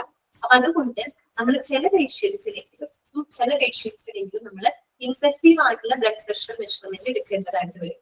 ഇൻവെസീവ് എന്ന് കേട്ടാൽ നിങ്ങൾ ഓർക്കണം, medical devices inserted into the body. നമ്മുടെ ബോഡിക്കകത്തേക്ക് എന്തെങ്കിലും സിറിഞ്ചോ അല്ലെങ്കിൽ എന്തെങ്കിലും കത്തീറ്ററോ ഉള്ളിലേക്ക് കയറ്റിയിട്ട് നമുക്ക് ബ്ലഡ് പ്രഷർ മെഷർ ചെയ്യേണ്ടതായിട്ട് വരും. ഓക്കെ, അത്രയുള്ളൂ മനസ്സിലാക്കാം. പിന്നെന്താന്ന് വെച്ചാല് all the inspection equipment should be secured accurately and should be placed at below the level of the patient for uninterrupted inspection. അതായത് നമ്മൾ ഈ ഒരു പരിശോധനയ്ക്ക് വേണ്ടിയിട്ടുള്ള എല്ലാ ഉപകരണങ്ങളും ഉണ്ടല്ലോ, അത് നമ്മളിപ്പോഴും പേഷ്യന്റിന്റെ ആ ഒരു ലെവലിന് താഴെയായിട്ട്, ഈ വണ്ടിക്കകത്ത് പേഷ്യന്റിന്റെ ലെവലിന് താഴെയായിട്ട് എല്ലാ എക്യുപ്മെന്റ്സുകളും സജ്ജമാക്കിയിരിക്കണം. ഓക്കെ, സജ്ജീകരിച്ചിരിക്കണം. ഇതിന് വേണ്ടിയിട്ടാണ് below the level of the patient for uninvasive inspection. പ്രത്യേകിച്ച് തടസ്സമൊന്നുമില്ലാണ്ട് പരിശോധനകൾ നടത്താനായിട്ട് എല്ലാ എക്യുപ്മെന്റുകളും നമ്മൾ ആ രോഗിയുടെ ലെവലിന് താഴെയായിട്ട് തന്നെ ഘടിപ്പിച്ചിരിക്കണം, സജ്ജമാക്കിയിരിക്കണം. പിന്നെന്താണ്, electrical devices must be functional on battery power.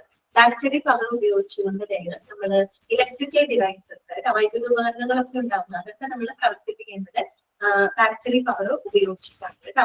ഇത് provision of extra batteries during transfer. അതുപോലെ നമ്മൾ രോഗിയെ ട്രാൻസ്ഫർ ചെയ്യുന്ന സമയത്ത് എക്സ്ട്രാ ബാറ്ററികൾ കരുതിയിരിക്കണം കേട്ടോ. അതായത് നമ്മൾ ബാറ്ററി ഇലക്ട്രിക്കൽ ഡിവൈസസ് ആവുമ്പോൾ തീർച്ചയായിട്ടും നമുക്ക് ബാറ്ററി പവർ ഉപയോഗിച്ചാണ് പ്രവർത്തിപ്പിക്കാൻ പറ്റുള്ളൂ, പ്രത്യേകിച്ച് നമ്മൾ രോഗിയെ ഷിഫ്റ്റ് ചെയ്യുന്ന സമയത്ത്. അപ്പൊ എക്സ്ട്രാ ബാറ്ററികൾ ആ സമയത്ത് കരുതിയിരിക്കണം. ഓക്കെ. പിന്നെന്താണ്, patients on ventilator must be shifted on portable transported ventilators with the provision of display of alarms associated with the tidal volume, airway pressure, inspiratory expiratory ratio, inspired oxygen fraction and respiratory rate. അതായത് നമ്മൾ വെന്റിലേറ്ററിലൊക്കെ ഉള്ള patients ഉണ്ടായിരിക്കുമല്ലോ, അവരെ നമ്മൾ portable ആയിട്ടുള്ള transported വെന്റിലേറ്റേഴ്സിലോട്ട് മാറ്റണം. ഒരു shifting സമയത്തുള്ള വെന്റിലേറ്ററുകളുണ്ട്, പ്രത്യേകമായിട്ടുള്ള വെന്റിലേറ്റർ. അത്തരത്തിലുള്ള പോർട്ടബിൾ ട്രാൻസ്പോർട്ട് വെന്റിലേറ്ററിലേക്ക് പേഷ്യന്റ് മാറ്റിയിരിക്കണം. അതോടൊപ്പം തന്നെ നമ്മുടെ രോഗിയുടെ ടൈഡൽ വോളിയം. ടൈഡൽ വോളിയം എന്ന് പറഞ്ഞാൽ എന്താ ഉദ്ദേശിക്കുന്നത്? നമ്മുടെ ഈ എമൗണ്ട് ഓഫ് എയർ ആണ് പേഷ്യന്റ് ഇൻഹേൽസ് ആൻഡ് എക്സേൽസ്. അതായത് ഒരു പേഷ്യന്റ് ഒരു ബ്രീത്ത് എടുക്കുന്ന സമയത്ത്, ശ്വസിക്കുന്ന സമയത്ത് അവർ അകത്തേക്ക് എടുക്കുന്നതും പുറത്തേക്ക് വിടുന്നതുമായിട്ടുള്ള എയർ, ഓക്കെ, വായുവിന്റെ അളവുണ്ടല്ലോ, അതാണ് ടൈഡൽ വോളിയം എന്ന് പറയുന്നത്. നമ്മൾ ഈ ലങ് ഫംഗ്ഷൻ ടെസ്റ്റ് ഒക്കെ ചെയ്യും, പൾമണറി ഫംഗ്ഷൻ ടെസ്റ്റ് ഒക്കെ ചെയ്യുമ്പോൾ അതിനകത്ത് കാണാം ഈ ടൈഡൽ വോളിയം എന്ന് പറഞ്ഞ് എഴുതി കാണിക്കുക. അതായത് നമ്മളൊരു ബ്രീത്ത് ചെയ്യുന്ന സമയത്ത് നമ്മുടെ ശരീരത്തിനകത്തോട്ട് ഇൻഹേൽ ചെയ്യുന്നതും നമ്മൾ എക്സ്ഹേൽ ചെയ്യുന്നതുമായിട്ടുള്ള ആ എമൗണ്ട് ഓഫ് എയർ ഉണ്ടല്ലോ, അതാണ് ടൈഡൽ വോളിയം ഉദ്ദേശിക്കുന്നത്. അതുപോലെ എയർവേ പ്രഷർ, നമ്മുടെ ശ്വാസനാളത്തിൽ അനുഭവപ്പെടുന്ന എയറിന്റെ പ്രഷർ. പിന്നെ ഇൻസ്പിറേറ്ററി എക്സ്പിറേറ്ററി റേഷ്യോ, അതായത് നമ്മൾ ഇൻഹേൽ ചെയ്യുന്നതും എക്സൈൽ ചെയ്യുന്നതുമായിട്ടുള്ള ആ എയറിന്റെ റേഷ്യോ, അനുപാതം. പിന്നെന്താണ്, inspired oxygen fraction, that means amount of oxygen patient intake, എത്ര എമൗണ്ട് ഓക്സിജൻ ആണ് ഒരു പേഷ്യന്റ് അകത്തേക്ക് എടുക്കുന്നത്, അങ്ങനെയുള്ളത്, അതുപോലെ റെസ്പിറേറ്ററി റേറ്റ്, ശ്വസന നിരക്ക്.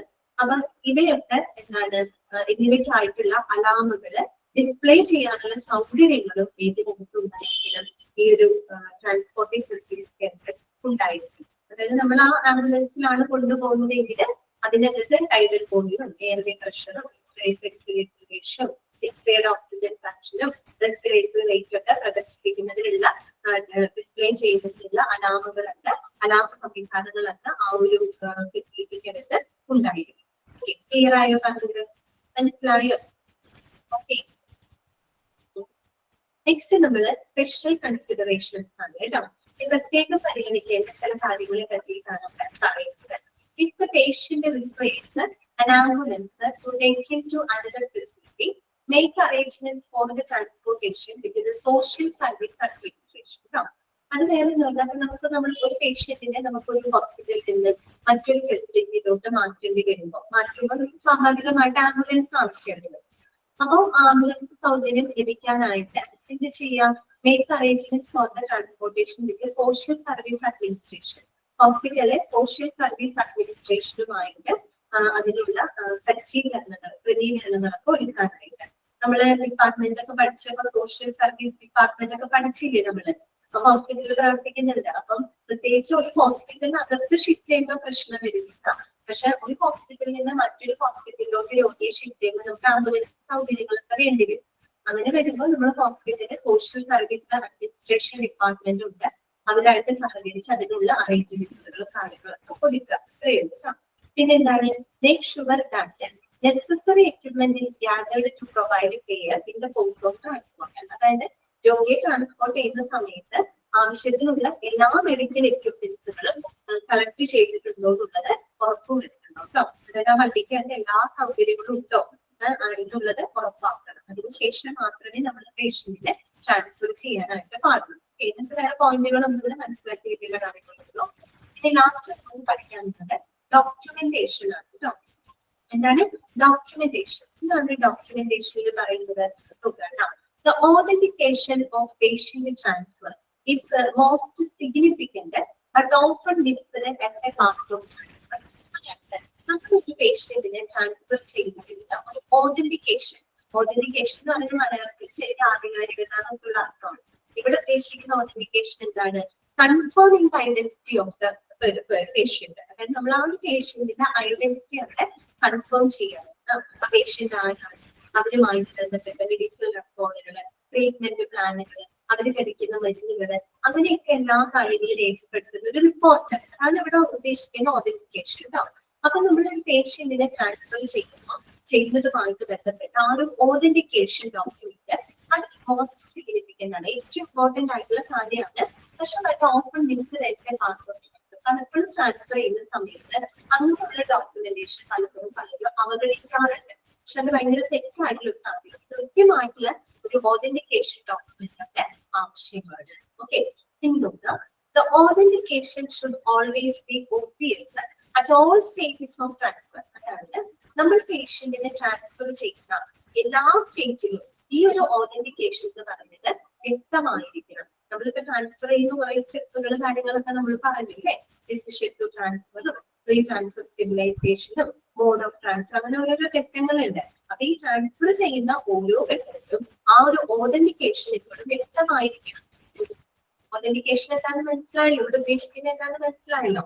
ഓക്കെ, അപ്പൊ നോക്കാം. Since it was the only legal report that the patient was transferred, so it must consist of the, അതായത് നമ്മൾ ഈ പറയുന്ന ഒരു ഓതന്റിക്കേഷൻ ഡോക്യുമെന്റ് ഉണ്ടല്ലോ, അതെന്ന് പറയുന്നത് ഒരു പേഷ്യന്റിനെ നമ്മൾ ട്രാൻസ്ഫർ ചെയ്യുന്നു എന്നതിനുള്ള കൃത്യമായിട്ടുള്ള ഒരു ലീഗൽ റിപ്പോർട്ട് ആയിട്ടാണ് നമ്മൾ ആ ഒരു ഓതന്റിക്കേഷനെ കണക്കാക്കുന്നത്.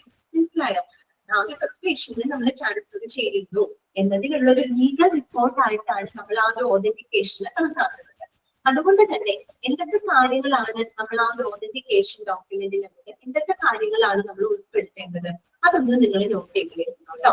So it must consist of എന്തൊക്കെ കാര്യങ്ങളാണ് ആ ഡോക്യുമെന്റേഷനകത്ത് വേണ്ടത്? ഒന്ന് പേഷ്യന്റ് കണ്ടീഷൻ, പേഷ്യന്റിന്റെ അവസ്ഥ എന്താണ്. ഓക്കെ, അതുപോലെ റീസൺ ടു ട്രാൻസ്ഫർ, എന്തുകൊണ്ടാണ് ആ പേഷ്യന്റിനെ നമ്മൾ ട്രാൻസ്ഫർ ചെയ്യുന്നത്, അതിനുള്ള കാരണം എന്താണ്. അതുപോലെ names and designation of referring and receiving patients, അതായത് നമ്മൾ അവര് റെഫർ ചെയ്യുന്നതും അതുപോലെ അവർ സ്വീകരിക്കുന്ന ക്ലിനിക്കുകളുടെ പേരുകളും സ്ഥാനവും എന്ന് പറഞ്ഞാൽ എവിടെ നിന്നാണ് പേഷ്യന്റിനെ നമ്മൾ റെഫർ ചെയ്ത് വിടുന്നത്, അതായത് ഏത് ഹോസ്പിറ്റലിൽ നിന്നാണ് പേഷ്യന്റിനെ കൊണ്ടുപോകുന്നത്, അപ്പൊ ആ ഹോസ്പിറ്റലിന്റെ പേര് അതുപോലെ ആ ഹോസ്പിറ്റൽ എവിടെയുള്ള ഹോസ്പിറ്റലാണ് സ്ഥാനങ്ങൾ, ഇനി എവിടേക്കാണ് അവരെ കൊണ്ടുപോകുന്നത്, അവരെ റിസീവ് ചെയ്യുന്ന നെക്സ്റ്റ് ഇനി ആ പേഷ്യന്റിനെ റിസീവ് ചെയ്യുന്ന ഹോസ്പിറ്റൽ ഏതാണ്, അതിന്റെ പേര്, അതിന്റെ സ്ഥാനം, എവിടെയുള്ള ഹോസ്പിറ്റലാണ്, അങ്ങനെയുള്ള names and designation of referring and receiving clinicians കേട്ടോ. റെഫർ ചെയ്യുന്നതും സ്വീകരിക്കുന്നതുമായിട്ടുള്ള ഹോസ്പിറ്റലുകളുടെ പേര്, അവരുടെ സ്ഥാനം, അതുപോലെ തന്നെ details and status of important signs before the transfer, ഒരു രോഗിയെ ട്രാൻസ്ഫർ ചെയ്യുന്നതിന് മുമ്പായിട്ടുള്ള രോഗിയുടെ എല്ലാവിധ വിശദാംശങ്ങളും, അതുപോലെ ഇമ്പോർട്ടന്റ് ആയിട്ട് ലഭിക്കേണ്ട എല്ലാ സിഗ്നേച്ചറുകളും ഒപ്പുകളും, അതുപോലെ തന്നെ clinical events during the transfer ചെയ്യുന്ന സമയത്ത് ഉണ്ടാകുന്ന ക്ലിനിക്കൽ സംഭവങ്ങള് ആൻഡ് ട്രീറ്റ്മെന്റ് ഗിവൻ, എന്തൊക്കെ ചികിത്സകളാണ് രോഗികൾക്ക് കൊടുക്കുന്നത്, ഈ പറയുന്ന എല്ലാ കാര്യങ്ങളും കൃത്യമായിട്ട് എന്ത് ചെയ്തിരിക്കുന്നത്, ഡോക്യുമെന്റ് ചെയ്തിരിക്കുന്നത്, രേഖപ്പെടുത്തിയിരിക്കുന്നത്. ഇതാണ് അതിന്റെ ഓതന്റിക്കേഷൻ എന്ന് ഉദ്ദേശിക്കുന്നത്. മനസ്സിലായല്ലോ? അതായത് ആരോഗ്യയുടെ സ്ഥിതി എന്താണ്, ആരോഗ്യ ട്രാൻസ്ഫർ ചെയ്യാനുള്ള റീസൺ എന്താണ്, എവിടെ നിന്നാണ് അവർ റെഫർ ചെയ്യുന്നത്, എവിടെയാണ് അവർ സ്വീകരിക്കുന്നത്, അതിന്റെ പേരും അതിന്റെ ലൊക്കേഷൻസും, അതുപോലെ രോഗിയുടെ അവസ്ഥ എന്താണ്, ട്രാൻസ്ഫർ ചെയ്യുന്നതിന് മുമ്പായിട്ട് രേഖീകരിക്കേണ്ട ഇമ്പോർട്ടന്റ് സിഗ്നേച്ചറുകൾ, ട്രാൻസ്ഫർ ചെയ്യുന്ന സമയത്ത് ഉണ്ടാകുന്ന ചില സംഭവങ്ങൾ, അതിന് കൊടുക്കുന്ന ചികിത്സകൾ എന്നതുൾപ്പെടെ എല്ലാ വിവരങ്ങളും കൃത്യമായിട്ട് എന്ത് ചെയ്തിരിക്കണം, ഡോക്യുമെന്റ് ചെയ്തിരിക്കണം. ഓക്കെ, ഇനി എന്താ പറയുന്നത്, standardised testimony should be used and sustained both for intra and inter hospital transfer. അതായത് ടെസ്റ്റിമണി എന്ന് പറഞ്ഞാൽ സാക്ഷ്യപത്രം എന്നുള്ള അർത്ഥമാണ് കേട്ടോ. സാക്ഷ്യപത്രം അതായത് ഒരു ഇൻട്രാ ഹോസ്പിറ്റൽ ട്രാൻസ്ഫർ ആയാലും ഇന്റർ ഹോസ്പിറ്റൽ ട്രാൻസ്ഫർ ആയാലും രണ്ടായി കഴിഞ്ഞാൽ രണ്ട് ടൈപ്പ് ട്രാൻസ്ഫർ നമ്മൾ പഠിച്ചതാണ്. ഏത് ടൈപ്പ് ട്രാൻസ്ഫർ ആയിക്കോട്ടെ ഒരു സ്റ്റാൻഡർഡൈസ്ഡ് ആയിട്ടുള്ള ഒരു സാക്ഷ്യപത്രം അവിടെ ഉപയോഗിച്ചിരിക്കണം. അതായത് ഒരു ഓതന്റിക്കേഷന് വേണ്ടിയിട്ടാണ് നമ്മൾ പറഞ്ഞത്, ഒരു ലീഗൽ റിപ്പോർട്ട് പോലെയാണ്. അതുകൊണ്ട് തന്നെ സ്റ്റാൻഡർഡൈസ്ഡ് ആയിട്ടുള്ള സാക്ഷ്യപത്രം ഒരു പേഷ്യന്റിനെ ട്രാൻസ്ഫർ ചെയ്യുമ്പോൾ ഉപയോഗിച്ചിരിക്കണം. അത് കൃത്യമായിട്ട് മെയിൻറ്റെയിൻ ചെയ്തിരിക്കണം. അത് ഇൻട്രാ ഹോസ്പിറ്റൽ ട്രാൻസ്ഫർ ആയിക്കോട്ടെ ഇന്റർ ഹോസ്പിറ്റൽ ട്രാൻസ്ഫർ ആയിക്കോട്ടെ എങ്ങനെയായി കഴിഞ്ഞാൽ ഒരു സ്റ്റാൻഡർഡൈസ്ഡ് ടെസ്റ്റിമണി, സ്റ്റാൻഡർഡൈസ്ഡ് ആയിട്ടുള്ള സാക്ഷ്യപത്രം അവിടെ നിർബന്ധമായിട്ട് ഉപയോഗിച്ചിരിക്കണം. എന്തുകൊണ്ട് അങ്ങനെ ഉപയോഗിക്കുന്നത് പറയാൻ കാരണം, these legal papers should be used for audit purposes for investigating the defects in the patient transfer. അതായത് നമ്മുടെ ഈ പേഷ്യന്റിനെ ട്രാൻസ്ഫർ ചെയ്യുന്ന സമയത്ത് എന്തെങ്കിലും പാകപ്പിഴകൾ സംഭവിക്കുകയാണെങ്കിൽ അതുമായിട്ട് ബന്ധപ്പെട്ട അന്വേഷണങ്ങളുടെ ഓഡിറ്റ് ആവശ്യങ്ങൾക്കായിട്ട് നമുക്ക് ഈ പറയുന്ന ലീഗൽ പേപ്പറുകൾ ഉപയോഗിക്കേണ്ടതായിട്ട് വരും. അതുകൊണ്ടാണ് അവർ പറയുന്നത് സ്റ്റാൻഡർഡൈസ്ഡ് ആയിട്ടുള്ള ഒരു സാക്ഷ്യപത്രം ഉപയോഗിക്കണം എന്ന് പറയുന്നതിന്റെ കാരണം അതാണ്. കാരണം നമുക്കറിയാം വളരെ ക്രിട്ടിക്കൽ ആയിട്ടുള്ള പേഷ്യന്റിനെയാണ് നമുക്ക് ട്രാൻസ്ഫർ ചെയ്യുന്നത്. അങ്ങനെ ഷിഫ്റ്റ് ചെയ്യുന്ന സമയത്ത് എന്തെങ്കിലും പ്രശ്നങ്ങൾ വരികയാണെങ്കിൽ പാകപ്പിഴകൾ വന്നു കഴിഞ്ഞാൽ പിന്നീട് രണ്ടും മൂന്നും വരുന്ന അന്വേഷണങ്ങളുടെ ആവശ്യങ്ങൾക്കായിട്ട് നമുക്ക് ഈ ലീഗൽ പേപ്പറുകളാണ് ഉപയോഗപ്പെടുത്തുന്നത്. അതൊക്കെ പ്രൂഫിനൊക്കെ വേണ്ടിയിട്ട്. അതുകൊണ്ടാണ് അങ്ങനെ പറയുന്നത് കേട്ടോ. ഓക്കെ, ക്ലിയർ ആണല്ലോ? ലാസ്റ്റ് കാര്യം എന്താണ്? There should be an official handing over at the receiving facility between the transferring team and the receiving team who include in the doctors and nurses. അതായത് നമ്മൾ ഈ പറയുന്നത് ഒരു റിസീവിംഗ് ഫെസിലിറ്റി ഉണ്ടല്ലോ, അതായത് ഈ പേഷ്യന്റിനെ സ്വീകരിക്കുന്ന ഫെസിലിറ്റി. ഓക്കെ, ആ സ്വീകരിക്കുന്ന ഫെസിലിറ്റിയില് വളരെ ഔദ്യോഗികമായിട്ടുള്ള രീതിയിൽ തന്നെ എന്ത് ചെയ്യണം, ട്രാൻസ്ഫറിംഗ് ടീമും റിസീവിംഗ് ടീമും തമ്മിൽ ഔദ്യോഗികമായിട്ട് തന്നെ പേഷ്യന്റിനെ കൈമാറണം എന്നാണ് പറയുന്നത് കേട്ടോ. ഒഫീഷ്യൽ ഹാൻഡിങ് ഓവർ, അതായത് നമ്മള് ട്രാൻസ്പോർട്ടിംഗ് ടീമും എന്താ പറയാ റിസീവിംഗ് ടീമും തമ്മിൽ ഔദ്യോഗികമായിട്ടുള്ള രീതിയിൽ ഒഫീഷ്യൽ ആയിട്ടുള്ള രീതിയിൽ വേണം നമ്മൾ ഈ പേഷ്യന്റിനെ കൈമാറാൻ, ഹാൻഡ് ഓവർ ചെയ്യാനായിട്ട്. ഒഫീഷ്യലായിട്ട് കൈമാറാന്ന് പറഞ്ഞാൽ വേറൊന്നുമല്ല, പേഷ്യന്റുമായിട്ട് ബന്ധപ്പെട്ട എല്ലാ ഡോക്യുമെന്റുകളും കൃത്യമായിട്ട് നമ്മൾ എന്ത് ചെയ്യണം, ആ പേഷ്യന്റിനെ റിസീവ് ചെയ്ത ടീമിന്റെ അടുത്തേക്ക് കൈമാറണം. കാരണം അത് ഒഫീഷ്യൽ ഹാൻഡ് ഓവർ എന്ന് പറയാൻ കാരണം receiving team doctors and nurses, അതായത് അവരെ സ്വീകരിക്കുന്ന ടീം, അവരെ സ്വീകരിക്കുന്ന ഹോസ്പിറ്റൽ ഡോക്ടേഴ്സ് നഴ്സസ് ഒക്കെ അടങ്ങിയിട്ടുള്ള അവരുടെ റിസീവിംഗ് ടീമുമായിട്ട് നമ്മുടെ ട്രാൻസ്പോർട്ടിംഗ് കൃത്യമായിട്ട് രോഗിയുടെ വിവരങ്ങളെല്ലാം ഹാൻഡ് ഓവർ ചെയ്തു. നോക്കാം, the different reports of clinical investigations and diagnostic studies should be transferred to the acquired team. അതായത് ആ ഒരു രോഗിയുടെ എന്താ പറയാ ഇൻവെസ്റ്റിഗേഷൻസ്, അതുപോലെ ഡയഗ്നോസ്റ്റിക് സ്റ്റഡീസ് ഒക്കെ ആയിട്ട് ബന്ധപ്പെട്ട എല്ലാ റിപ്പോർട്ടുകളും കൃത്യമായിട്ട് ട്രാൻസ്ഫറിങ് ചെയ്യുന്ന ആർക്ക് കൈമാറിയിരിക്കണം. റിസീവിംഗ് ഫെസിലിറ്റേറ്ററിന്റെ കൈമാറിയിരിക്കണം. റിസീവിംഗ് എന്ന് വെച്ചാൽ പേഷ്യന്റിനെ റിസീവ് ചെയ്യുന്ന ടീം ആരാണോ ആ ടീമിലോട്ട് ഈ പറയുന്ന എല്ലാ റിപ്പോർട്ടും യോഗ്യമായിട്ട് എല്ലാ റിപ്പോർട്ടും കൃത്യമായിട്ട് ഹാൻഡ് ഓവർ ചെയ്യണം. ഓക്കെ, ക്ലിയർ ആയോ? പറഞ്ഞത് മനസ്സിലായോ? ഓക്കെ ആണോ? ആ ചാപ്റ്റർ അവിടെ അവസാനിക്കാണ്. ട്രാൻസ്ഫർ ഓഫ് പേഷ്യൻസ് എളുപ്പമുള്ള ചാപ്റ്റർ അല്ലേ? അപ്പൊ അതിനകത്ത് പഠിക്കാനുള്ള കാര്യങ്ങൾ എന്തൊക്കെയാണ്? നമ്മൾ ആദ്യം തന്നെ ട്രാൻസ്ഫർ ഓഫ് പേഷ്യന്റ് 2 ടൈപ്പ് ഉണ്ടെന്ന് നമ്മൾ പറയുന്നത്. ഇൻട്രാ ഹോസ്പിറ്റൽ ട്രാൻസ്ഫർ ഉണ്ട്, ഇന്റർ ഹോസ്പിറ്റൽ ട്രാൻസ്ഫർ ഉണ്ട്. ട്രാൻസ്ഫർ ചെയ്തതിന്റെ അൾട്ടിമേറ്റ് ഉദ്ദേശം എന്താണ്? കണ്ടിന്യൂറ്റി ഓഫ് കെയർ മെയിൻറ്റെയിൻ ചെയ്യാൻ വേണ്ടിയിട്ടാണ് നമ്മൾ ട്രാൻസ്ഫർ ചെയ്യുന്നത് അല്ലെ?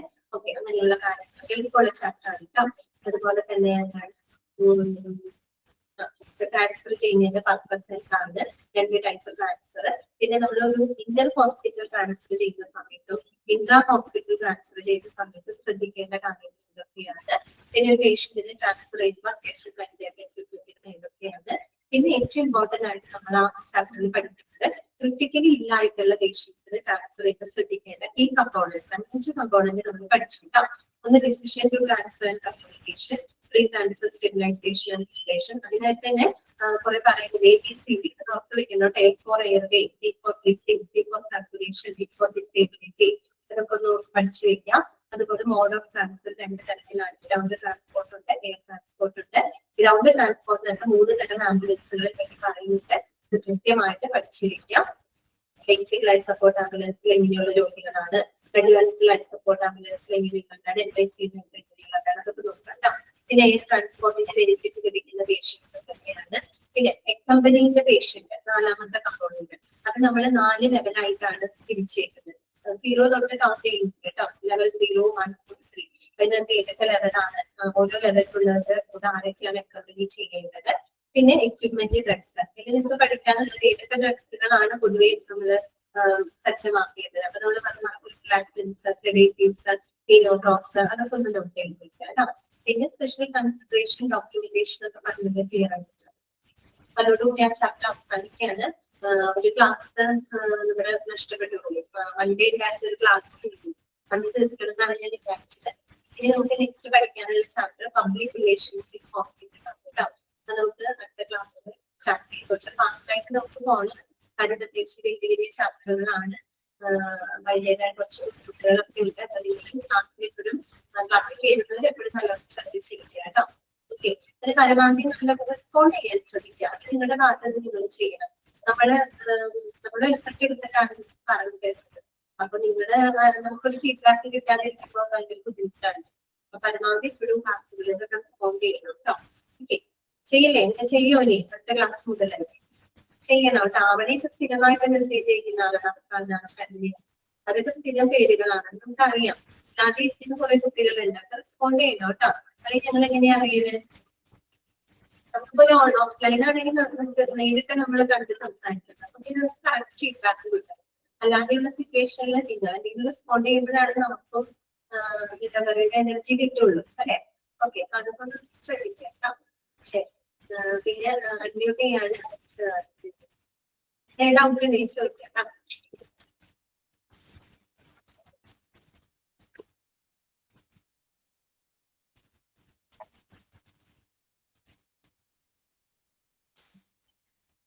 ഡൗട്ട്സുകളൊന്നും ഇല്ലെങ്കിൽ നല്ലപോലെ വായിച്ച് മനസ്സിലാക്കി വെക്കുക കേട്ടോ. മോക്ക് ടെസ്റ്റുകളൊക്കെ പ്രാക്ടീസ് ചെയ്തു. നെക്സ്റ്റ് ക്ലാസ്സിൽ കാണാം. Thank you.